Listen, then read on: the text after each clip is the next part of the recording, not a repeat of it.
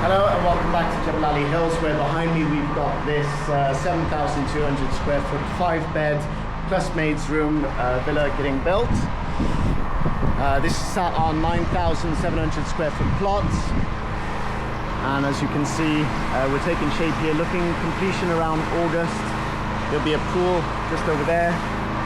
I just wanted to show you the progress. You can see all the exterior tiling for the facade is now on site, and they've started fixing it on at the back. So I'll just quickly show you what the color of the villa is going to look like, and then show you some updates from the inside as well. So you can see from here all the tiling is going in place now. We should have this back done by the end of the week, and then moving on to the sides.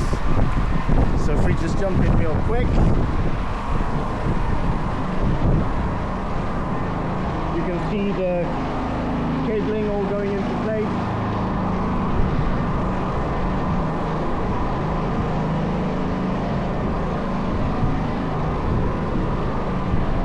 Just wanted to show you basically that they really take some thought into the completion of this property.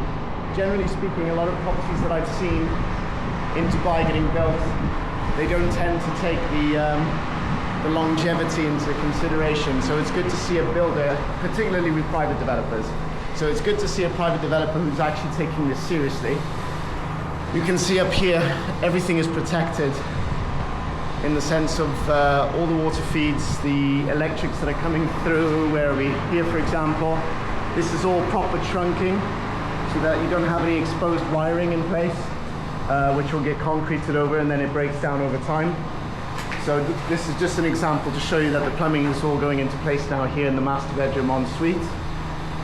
All the electrics are, the electrical points are in place.